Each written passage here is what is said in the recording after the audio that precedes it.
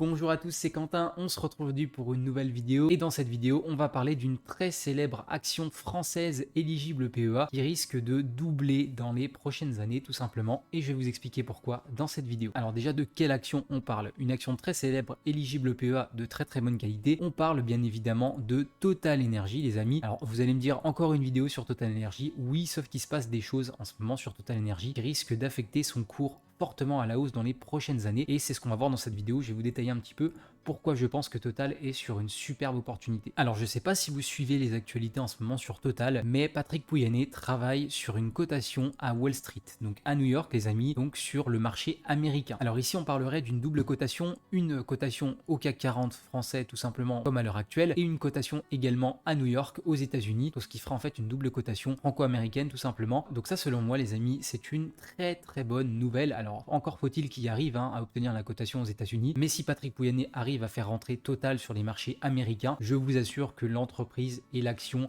vont bondir de plus de 30, 40, 50%, voire même beaucoup plus, c'est ce qu'on va voir juste après. Donc déjà dans un premier temps, on va voir pourquoi Patrick Pouyanné veut absolument intégrer Total Energy au marché américain. Alors tout simplement parce qu'il y a de moins en moins en fait d'investisseurs européens et français qui s'intéressent à Total, et de plus en plus par contre d'investisseurs américains qui s'y mettent tout simplement à Total Energy. En même temps, quand on sait que c'est une super action de qualité, forcément ça attire des investisseurs étrangers. Donc là on peut voir qu'il s'agirait donc de permettre aux investisseurs américains dont la part ne cesse de grandir et qui représente déjà 47% de l'actionnariat institutionnel. Donc les institutionnels américains sont déjà fortement exposés à Total Energy. Donc je pense qu'en Amérique, cette action est détenue majoritairement par des institutionnels et pas forcément par des particuliers. Et du coup, forcément, pour ramener un petit peu plus d'attrait sur Total Energy, je pense que Patrick Pouyanné essaye de faire coter son action Total aux États-Unis de façon à pouvoir toucher les particuliers américains et donc forcément augmenter sa part de marché tout simplement sur les marchés financiers. Et là du coup on peut voir ce qui est indiqué au passage. Total Energy estime que la valeur de son action grimpera si évidemment elle est cotée aux États-Unis, alors qu'elle est aujourd'hui 30% sous-évaluée par rapport à ses concurrents américains. Et c'est là où je veux en venir en fait. Aujourd'hui les amis, on va comparer un petit peu Total Energy, qui est notre fleuron français, avec les grosses entreprises pétrolières et gazières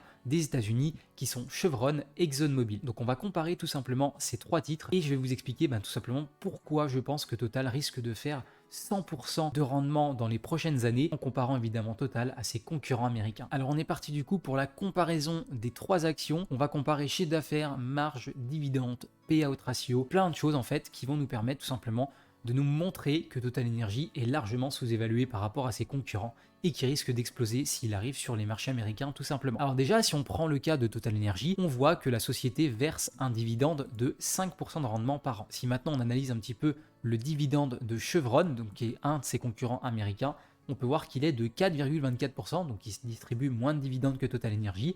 Et si on prend l'action ExxonMobil, c'est encore moins avec un dividende d'à peu près 3,10% par an. Donc on peut voir que niveau dividende, déjà, c'est Total Energy qui est le plus généreux avec ses actionnaires, tout simplement. Évidemment, quand on parle dividende, il faut également parler payout ratio, parce que c'est bien d'avoir un beau dividende, mais si le payout ratio est très élevé, ça ne sert à rien.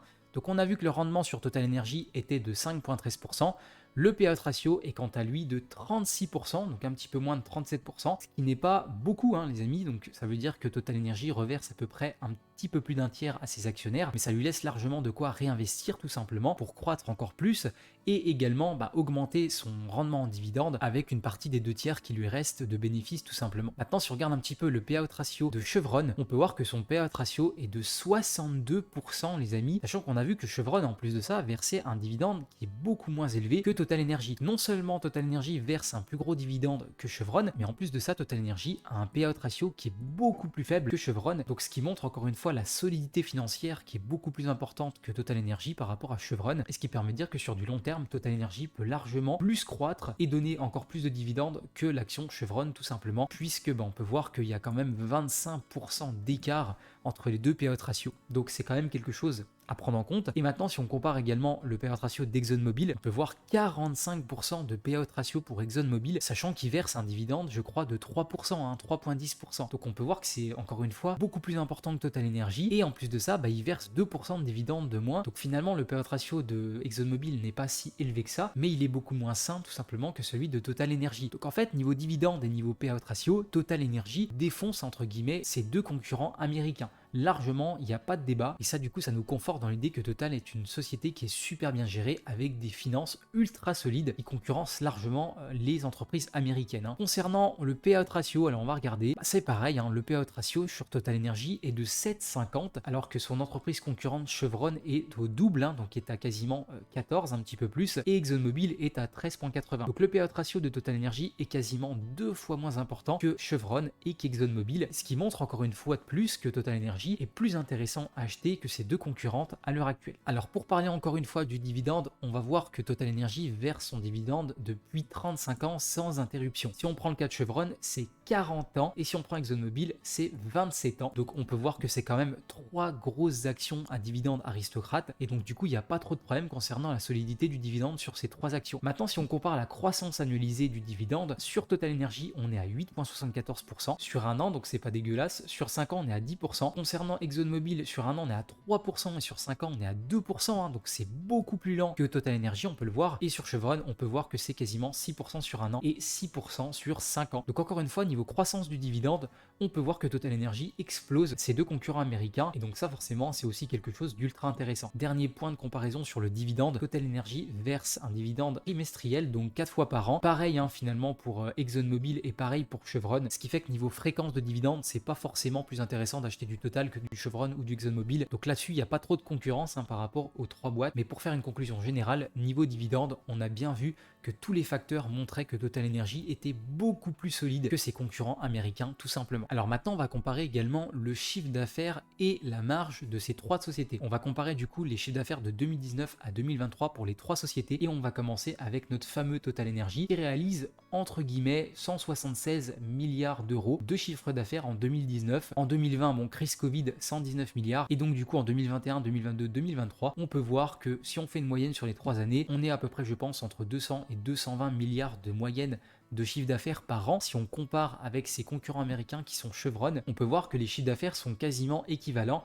Donc en fait, Total Energy, selon moi, est aussi gros que Chevron en termes de chiffre d'affaires, puisqu'on peut voir que ça génère à peu près le même chiffre d'affaires. Et donc du coup, si on compare avec ExxonMobil, là par contre, ExxonMobil est beaucoup plus importante, puisqu'elle réalise quand même un chiffre d'affaires qui est beaucoup plus important que les deux autres. On est sur grosso modo 250 milliards en 2019, évidemment crise Covid en 2020, donc 180 milliards. Et après, on peut voir que on est sur à peu près 300 à 350 milliards de chiffre d'affaires moyen annuel entre 2021 et 2023. Donc ExxonMobil fait un petit peu plus figure d'exception par rapport aux deux autres, mais si on doit en comparer vraiment deux, c'est Chevron et Total Energy qui sont vraiment semblables en termes de chiffre d'affaires pour le coup. Maintenant, on va regarder un petit peu la marge nette, évidemment, c'est ce qui nous intéresse. On peut voir que Total Energy a une marge nette moyenne d'à peu près, je dirais, entre 7 et 8% si on fait le cumul en fait des 5 années. Alors évidemment, on va pas prendre 2020 parce que c'était une année exceptionnelle, mais si on fait le cumul de 2019, 2021, 2022, 2023, donc 4 années, je pense qu'on est à peu près aux alentours des 8% ou 8,5% de marge nette, ce qui est pas dégueulasse, encore une fois, pour un secteur énergétique du pétrole. Maintenant, si on compare avec les marges nettes de Chevron, là par contre, on s'aperçoit que Chevron a une meilleure marge que Total Energy. Alors par contre, en 2019, la marge était complètement pourrie par rapport à Total.